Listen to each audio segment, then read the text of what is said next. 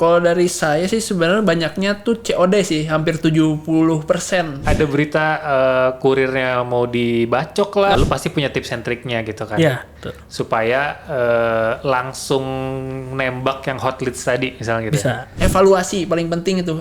Dengan kita berevaluasi, maka kita tahu apa yang salahnya gitu sih. Jadi semakin kita ya stay hungry lah. Jadi kalau misalkan ngerasa kayak kita nggak winning ya analisis gitu. Master Talks by Ocademy. Kan kita ngomongin dropship nih.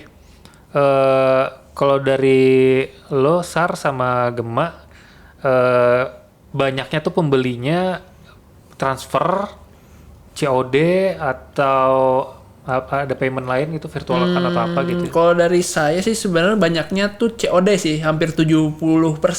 70% COD. COD kenapa? Karena ya orang daerah sih yang beli rata-rata. Yang kedua, mereka tuh kadang karena belanja lewat online ya, terutama lewat sosial media, dimana mereka kan kadang banyak oknum juga yang nipu.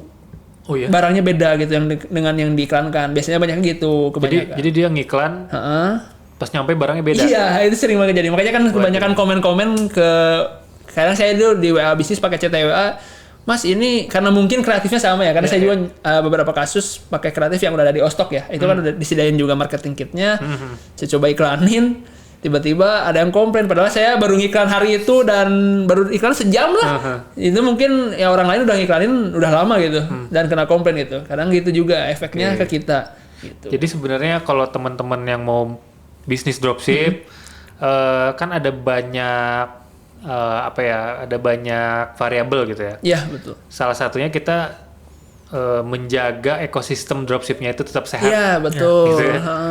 Nah, gimana caranya supaya tetap sehat? Ya jualannya yang benar gitu. Iya, betul, yang benar dan sesuai etika bisnis. Sesuai etika bisnis gitu.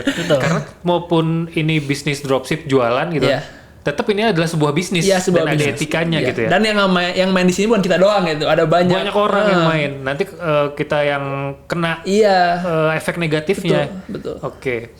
Nah tadi COD, COD kan kalau kita ngeliat di berita banyak banget problemnya tuh. Iya, dari kurirnya lah, dari yang sellernya, dari pembelinya banyak banget, kompleks lah. Iya, ada berita kurirnya mau dibacok lah. Nah, itu kejadian. Gitu.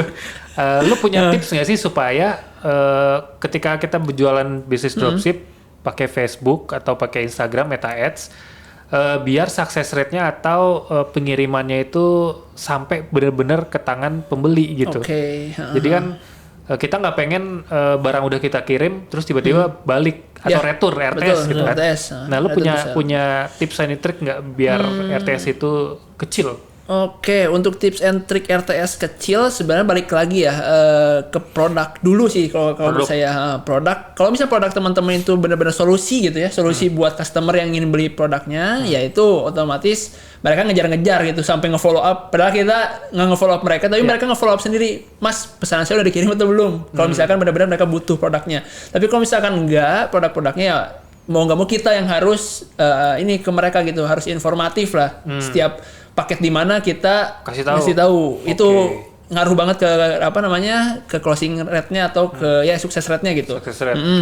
Yang kedua, pilih kurirnya sih sebenarnya. Pilih kurir. Kurir. Nah, kalau saran saya sih kalau misalnya teman-teman pakai order online, itu ada kurir yang udah terafiliasi secara resmi di bawah order online namanya OExpress.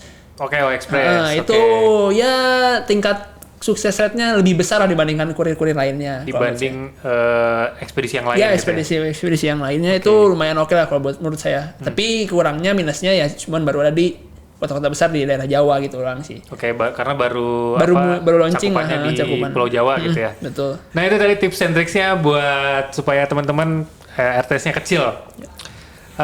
Nah, gue pengen lanjut ke Google Ads.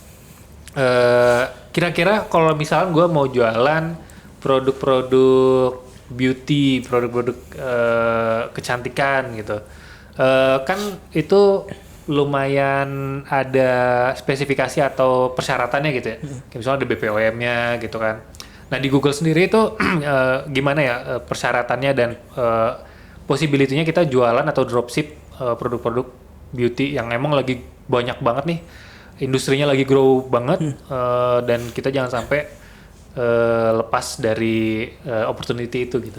Oke, kalau buat di Google sebenarnya terutama untuk beauty gitu, itu enak banget mainannya di Google sebenarnya. Bener-bener enak banget di situ untuk main beauty, di mana lu targeting bisa sampai ke, misal kalau lu suka, ya kita suka, gua kan bukan orang yang suka beauty gitu kan. Ya gua bukan orang yang suka beli skincare gitu, tapi gua kalau misalnya nanya ke teman-teman gua yang cewek gitu, kayak lu sering nonton beauty vlogger siapa. Nah itu lu bisa targeting sampai si video vloggernya. Misalnya lu targeting channelnya, target bahkan sampai ke videonya, lu mau targeting video yang mana nih. Kayak gitu, itu bisa sampai kayak gitu. Makanya bener-bener itu lahan enak banget buat main beauty di Google tuh. Karena insight-nya kan kalau yang setahu gua, kalau ketika lu punya produk beauty, cara marketingnya itu via third person gitu. Atau kita bilang influencer gitu. Karena orang-orang butuh butuh testimoni gitu yang udah pernah pakai gitu ya. Dan di YouTube itu emang banyak konten-konten tentang review produk kecantikan gitu-gitu ya. Nah, di konten itu berarti kita bisa pasang iklan produk kita. Itu gimana? Gue belum paham tuh gimana caranya kita masang iklan di spesifik, misalkan di vlogger ini gitu, vlogger A gitu. Nah jadi ini sebenarnya agak teknikal juga nih. Jadi kayak tadi kan udah bahas tentang affinity in market. Nah ini beda lagi sebenarnya di sini tuh disebutnya inventory. Ya di sini di Google tuh disebutnya inventory, mereka nyebutnya. Nah di inventory ini tuh ada banyak banget. Kita bisa nge-list website apa aja, kita bisa nge-list channel apa aja, bahkan aplikasi apa aja yang mau kita target. Itu bisa banget tuh di Google.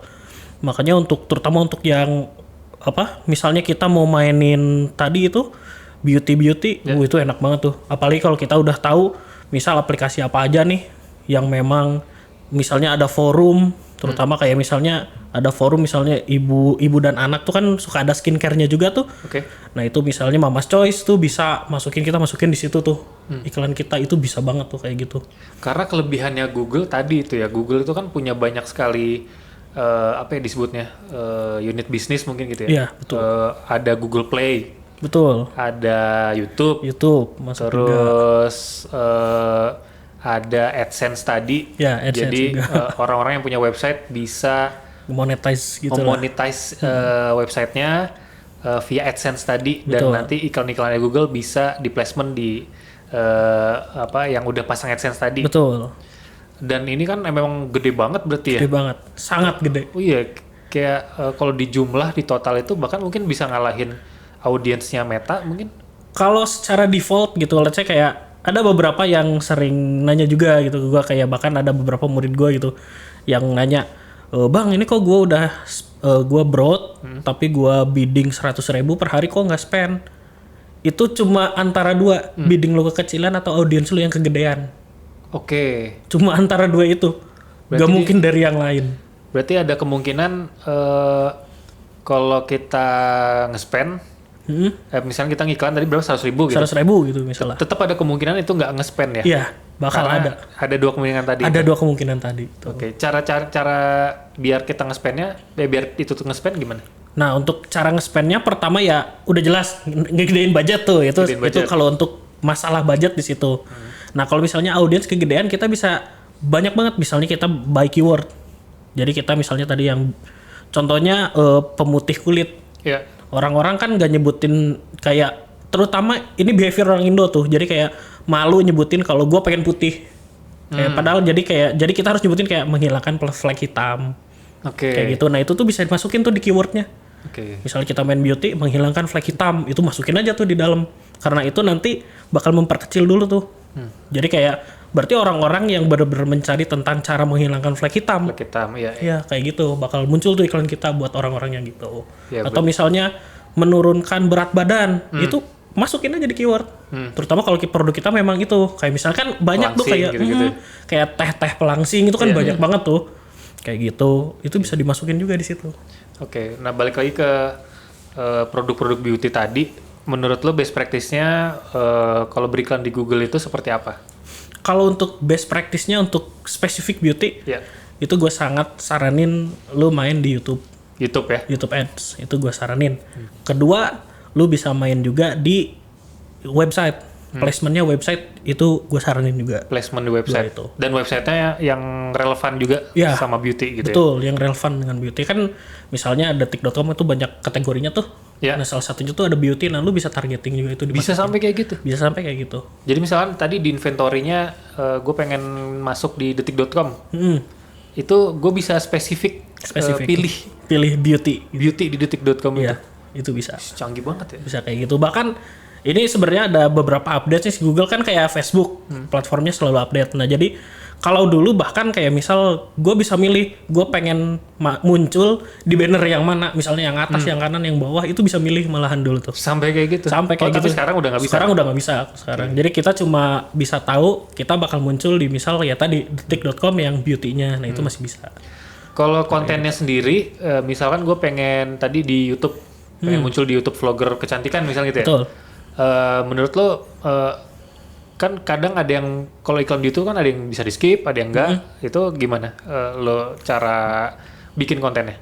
Nah untuk cara kontennya, gue bakal bener-bener ngerekomenin untuk size-nya itu short YouTube short itu. Ya, itu gue bakal sangat merekomendasikan banget tuh YouTube short. Nah, di situ kenapa short? Orang-orang nggak akan nyangka kalau itu tuh iklan. Oh, karena native gitu ya. Karena native. Berarti lu bikin kontennya juga jangan hard selling dong gitu. Hard selling pun bisa. Hard selling pun bisa. Iya, karena terkadang konten-konten yang ada di short pun hard selling. Enggak cuma yang konten-konten biasa, padahal hard selling, beneran hard selling dijadiin konten gitu. Jadi kayak masukin aja.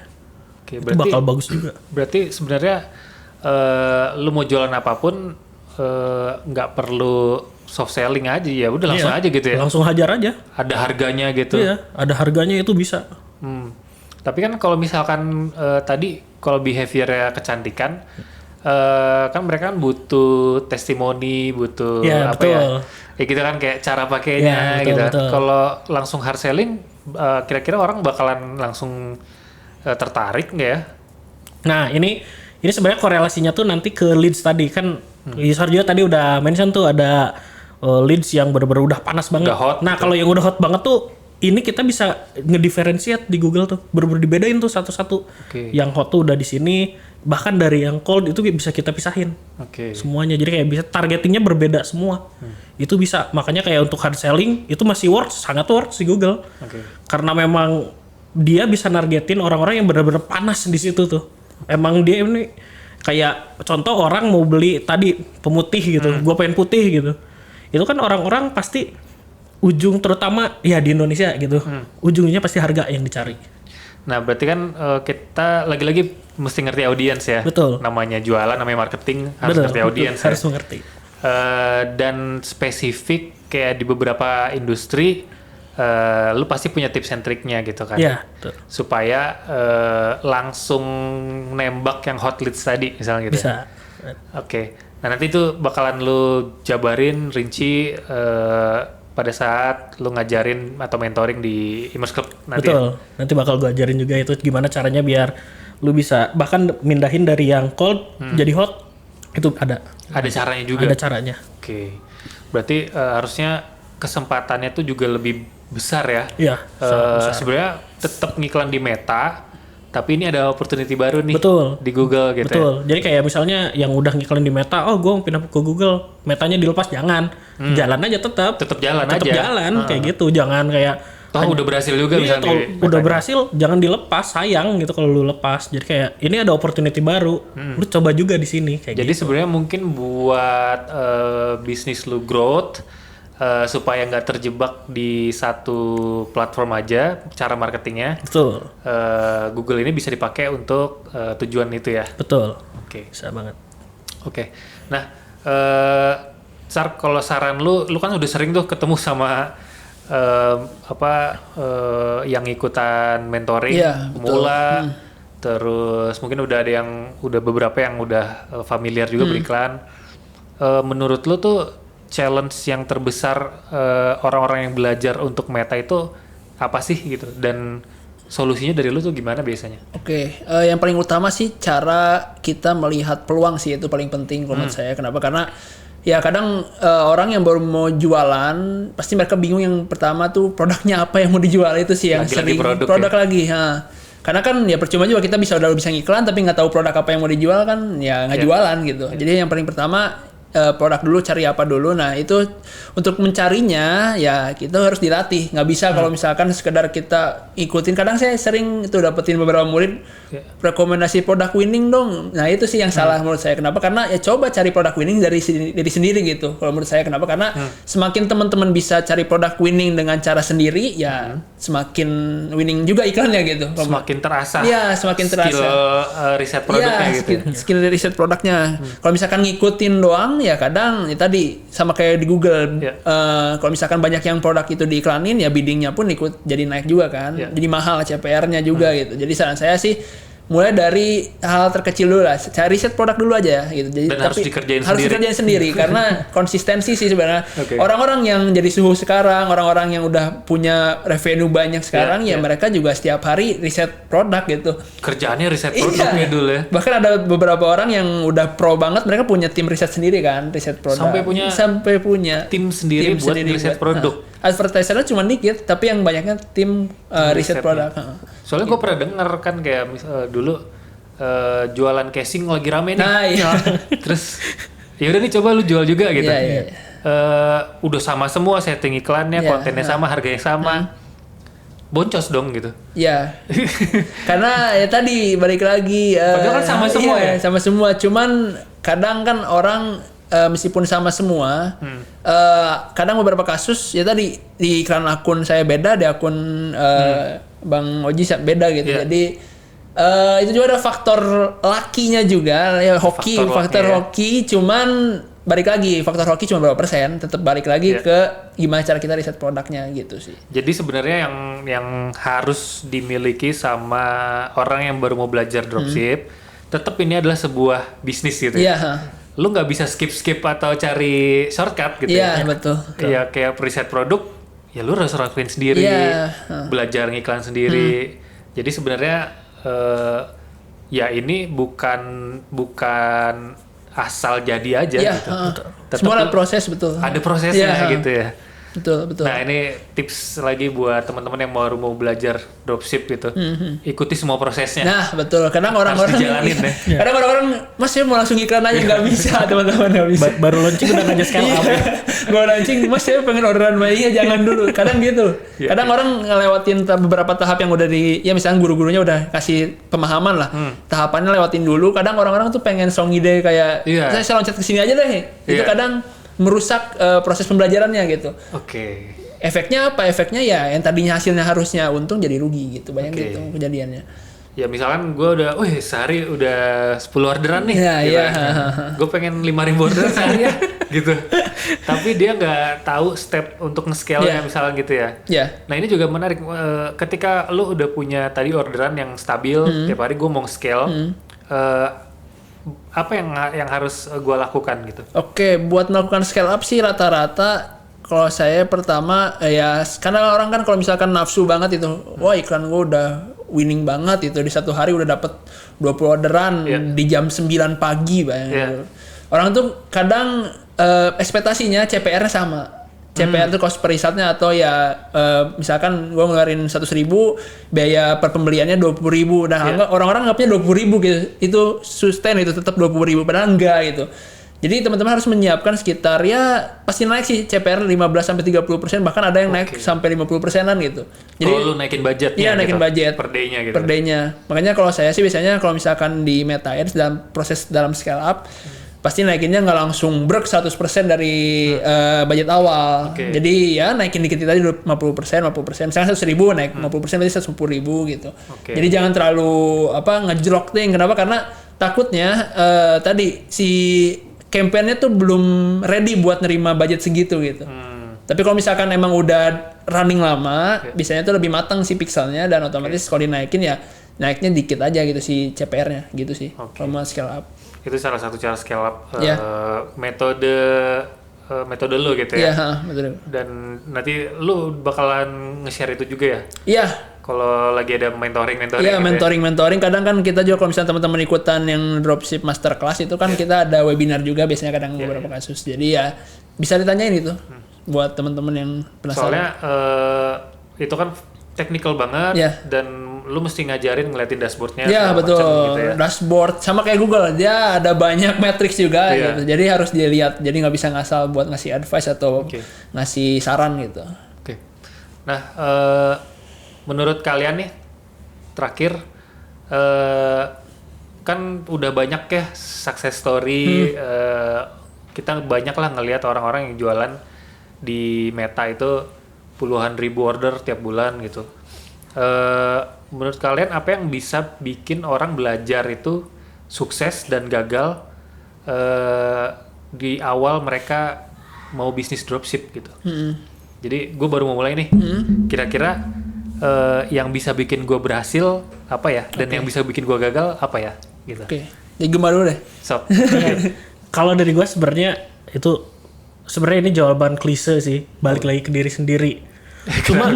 Cuma biasanya gue kalau mau ngajarin gitu tentang apa, mau dropship, mau lu punya brand apapun itu, gue selalu bilang manusia tuh gak bisa ngedefine pain point dia sendiri. Dia nggak ngerti apa ya Gak ngerti apa yang dia gitu. butuh kayak gitu. Oke. Contohnya misal gini, lu punya laptop lu nge-lag. Kalau lu geek gitu, lu pasti nyari tahu sendiri tuh. Dan nyari tahu sendiri pun itu kan ada prosesnya, nyari pain point lu sebenarnya. Kayak gitu. Begitupun kayak misalnya di beauty, itu pun sama kayak gitu. Oke. Kayak pain point-nya apa? Itu yang harus dicari. Kayak misalnya, ini ada yang ngomong, ini produk winning nih. Pas lu iklanin, boncos. Ya itu makanya karena lu harus tahu dulu nih produknya tuh apaan sih yang dijawabnya. Kayak gitu. Jadi kayak asal lempar, jangan dong. Kalau lu punya budget unlimited ya nggak masalah. Tapi kalau budget lu terbatas, better lu define dulu deh. Misal lu mau produk apa ya, gua mulai. Nah itu lu paling gampang tuh nyari dari diri lu sendiri atau sekitar lu. Contohnya cowok punya motor atau punya kendaraan apapun itu, sepeda, mereka pasti suka lupa kunci-kunci buat motor mereka. Ya entah itu tang, apapun itu pasti lupa tuh. Meskipun ada, nggak lengkap biasanya. Ini kunci nomor 16 kemana, kagak ada. Nah biasanya kayak gitu tuh cowok-cowok tuh. Nah itu bisa jadi lu mau jualan, nah kayak gitu tuh. Itu bisa tuh misalnya, toolkit bisa nih dijual, nah kayak gitu. Itu salah satu pain point, seperti itu caranya. Jadi lu dapet idenya sebenarnya dari diri lu sendiri gitu ya. Gak usah jauh-jauh gitu, kayak gak usah nanya kayak misalnya ke user, suhu apa nih produk winning? Gak usah guys, santai aja, tanya aja dari sendiri, ntar juga lu nemu. Kadang dibohongin sama suhunya. kayak aduh gue lagi males ditanya gini kayak ini nggak tahu tuh winning atau enggaknya kayak gitu. Oh ini tipsnya bermanfaat banget. Jadi lu nyari produk, riset produk, coba cari yang dari diri lu sendiri butuhin gitu. Ketika lu udah nemu, misalkan gue suka traveling, mau cukur jenggot atau kumis gitu kan. Kayak gitu. Butuh cukur jenggot kumis. Berarti itu ada kebutuhan beli produk itu. Kayak gitu. Tinggal gue cari aja. Kan tadi di Ostok gue nyarinya gitu ya. Betul, kayak gitu. Nah kalau dari lu sendiri Sar, apa ada saran apa atau kayak biar gue bisa berhasil nih? Itu menurut lu apa ya? Terus khusus di bagian ini ya, di dropship ya tadi ya. Yang paling pentingnya tadi nikmati prosesnya gitu. Jadi proses karena ya orang ngelihat hasilnya doang gitu. Orang-orang yang udah suhu gitu kan. Pada flexing gitu punya mobil, belanja rumah, bisa umroh dan lain-lain. Tapi kan itu proses gitu. Jadi nikmati prosesnya, pahami apa yang jadi problem dari campaign yang nggak sukses, dan ya teman-teman ya tadi percuma gitu kalau misalkan sekedar teori, ya praktek gitu, nikmati prosesnya, pahami dulu nih kayak tadi kata Gema bilang, apa sih yang bikin campaign gue winning dan di orang lain tuh nggak winning gitu. Coba dianalisis dulu karena kan ada beberapa faktor kenapa sih iklan kita tuh nggak winning, mulai dari iklannya lah, atau dari offeringnya, dari landing page-nya kalau misalnya pakai full form tadi kan. Jadi banyak yang bisa dianalisis. Jadi sebelum ngejudge diri kita, kayaknya gue mah nggak bisa di dropship deh, gagal deh. Jangan. Jadi menurut saya sih tadi evaluasi paling penting itu. Dengan kita berevaluasi, maka kita tahu apa yang salahnya gitu sih. Jadi semakin kita stay hungry lah. Jadi kalau misalkan ngerasa campaign kita nggak winning, ya analisis gitu. Bisa ntar kalau misalkan ikutan dropship masterclass itu kan ada ada klubnya juga kan, ada WA komunitasnya group ya. ya, ada komunitasnya itu bisa ditanya di situ aja. Ntar banyak juga teman-teman yang bisa bantu jawab sih gitu. Oke. Jadi itu sih paling intinya. Kenapa? Karena orang-orang tuh ya tadi karena kebelet pengen sukses, mereka tuh nggak mau melewati proses itu gitu. Pengennya langsung Iya, loncat. Gak ada yang instan ya. Iya, nggak ada instan. Gak ada shortcut ini ya. Indomie aja dimasak guys. Kayak Wak Irfan kemarin juga kan dia lewatin proses juga kan. Betul. Maksudnya nggak langsung dari karyawan biasa tiba-tiba Iya. jadi dropshipper sukses kan enggak gitu. Jadi tukang SD pan SD. Iya makanya. Kayak saya juga boncos ada gitu. Jadi Nah itu tuh menarik. Jadi nggak ada satupun advertising dunia yang nggak pernah boncos. betul banget. Betul. Iya nggak sih? Betul banget, Bang. Setuju itu. Semuanya pasti pernah boncos gitu. Iya, karena Cuman gimana cara dia menghadapi boncosnya Iya, aja. kadang ada dua sikap ketika kita dapat boncos kan. Yang pertama analisis, yang kedua ya udahlah ini produknya nggak winning gitu kan. Yang kedua itu yang bisa Ganti produk gitu ganti ya. produk langsung. Jadi ya bukan jadi kitanya mindsetnya di ngedown, tapi lebih ke arah analisis dulu kenapa nggak works gitu sih iklan kitanya gitu. Siap. Gitu sih. Oke. Terakhir mungkin game ada Academy Immerse Club, Batch, Google Ads. Ya. Apa yang ngebedain ini dengan kelas-kelas yang sejenis lain gitu? Wah banyak secret yang bakal gua keluarin sih. Salah satunya? Salah satunya buat kalian pemain herbal. Gua Herbal. kasih tahu Wah. di dalam ntar cara Dan ini gede maininnya. banget nih ya. Gede banget soalnya itu Herbal marketnya. Beauty. Herbal Beauty itu enak banget main di Google. Oke. Itu bakal gua salah satu study case-nya bakal gua angkat itu. Siap. Jadi bakal beneran gua liatin kenapa ini bisa works kayak gitu. Oke. Yusar, dropship masterclass e-course, apa yang ngebedain ini sama kelas-kelas lainnya? Yang ngebedainnya tadi sih sebenarnya udah di-spill juga kan, kita ada klubnya gitu ya di Komunitas. WhatsApp grup, ada komunitasnya. Dan aktif banget tuh Aktif komunitasnya. banget kebetulan ya, banyak suhu juga di sana yang Iya. spill kayak misalnya aduh orderan gua sampai mati notif nih saking banyaknya gitu. Ada ya gitu. Oh, humble bragging gitu. Padahal pamer juga sebenarnya. Pamer juga. Gitu. Sampai yang paling ngebedain adalah di on demand. Kan ini on demand bentukannya recording. Bedanya tuh ya tadi kita udah ngebuat segimana caranya tuh si silabusnya tuh benar-benar bisa diikuti oleh pemula sih itu. Karena kalau misalnya teman-teman lihat tuh di beberapa e-course itu nggak ada sih yang bahas tentang kayak kita tuh secara silabus ya rapih gitu. Step by stepnya Step by stepnya gitu ya. apa yang harus dipersiapkan, apa aja konten yang harus dipersiapkan ketika ingin mulai iklan dan lain-lain itu ada semua gitu. Dan ini karena kita udah ngeliat dari ratusan ribuan orang yang berjualan online. Iya. Dan kita tuangin semuanya silabus yang paling Iya. kemungkinan berhasilnya lebih tinggi. Iya betul gitu ya. banget. Nah, dengan metode tadi ya, dengan cost yang seminimal mungkin. Seminimal Iya, mungkin tadi. Karena kan orang-orang yang baru mulai terhambat dengan tadi kan, Betul. dengan cost atau ya modal ya paling. Modal ya, Nah, benar. Gitu. Oke. Ini menarik banget ya. Dapat banyak insight, tips, best experience-nya dari Yusar sama Gema juga. Sekali lagi thank you Yusar sama Gema. Yusar sama Gema adalah mentor di Academy. Jadi kalau teman-teman pengen tahu lebih lanjut bisa cek aja tuh di academy.id. Dan sekali lagi ini jadi salah satu podcast mungkin tentang bisnis dropship yang bener-bener ngebedah nih Iya. kita hari ini. Thank you Yusar Gema.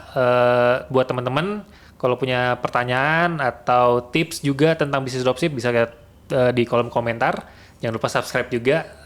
Sampai jumpa di podcast Academy Master Talks berikutnya. Master Talks by Academy.